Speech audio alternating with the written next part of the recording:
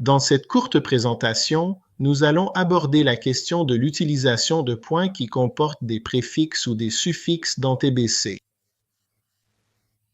Alors, pourquoi est-ce important? Eh bien, pour de nombreux logiciels sur le marché, ils ne sont peut-être pas capables de gérer ce qu'on appelle des points imbriqués.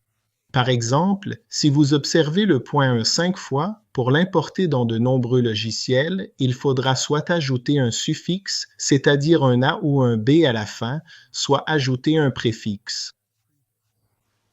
Dans TBC, cela fonctionne un peu différemment dans l'écosystème Trimble, où vous pouvez imbriquer plusieurs fois la même caractéristique de point portant le même nom sous un en-tête principal qui porte ce même nom, donc le point 1 10 fois.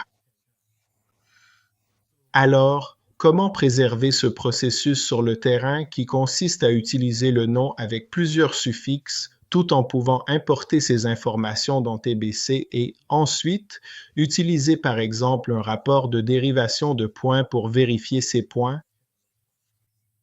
Eh bien, cela peut être réalisé en utilisant la commande de fusion et c'est ce que nous allons aborder maintenant. Dans cet exemple, si vous regardez notre explorateur de projet, vous remarquerez que nous avons E, 1, puis A, B, C, puis 2, A, B, C.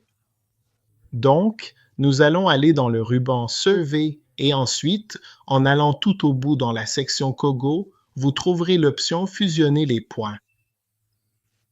Nous allons donc cliquer sur Fusionner les points et, dans la boîte de données, nous allons tout sélectionner. Maintenant, si vous sélectionnez tout, vous remarquerez qu'il n'y en aura qu'un qui s'affichera à l'écran. Mais pour voir tous les points, vous pouvez en fait aller filtrer par distance et modifier le filtre selon la distance souhaitée. Donc, disons, pour l'exemple, que vous allez être soit, par exemple, à 0,1 pied ou à, disons, 0,5 mètres de décalage.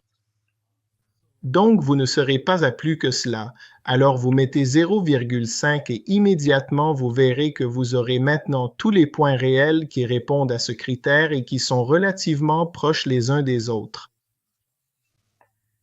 À ce stade, élargissons simplement la vue pour que vous puissiez voir. Vous remarquerez donc qu'il y a une case à cocher « Inclure » où vous pouvez maintenant inclure les points que vous souhaitez sélectionner. Vous pouvez donc cocher chacune de ces cases une par une, ou bien vous pouvez cliquer sur la partie supérieure de la boîte et choisir « Tout inclure » ou « Tout exclure ». Et vous remarquerez qu'elles se désactivent toutes. Sélectionnez « Tout inclure » et elles s'activent toutes. Et à ce moment-là, vous pouvez décider quel point vous souhaitez réellement conserver comme valeur absolue. Vous pouvez donc maintenant passer en revue et choisir manuellement ceux que vous voulez vraiment garder comme valeur absolue. C'est donc une façon d'importer des données et de pouvoir ensuite effectuer le contrôle qualité en utilisant ce point unique appelé « Fonctionnalité imbriquée ».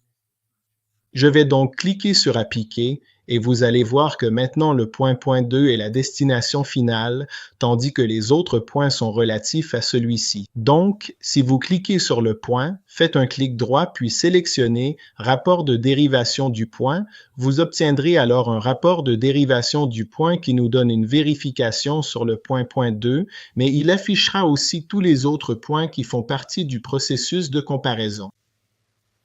C'est ainsi que nous pouvons en fait rester dans la même routine de terrain avec A, B, C, D, E finale, tout en étant capable d'importer ces données dans TBC afin de pouvoir effectuer notre dérivation de points, notre analyse de comparaison de points.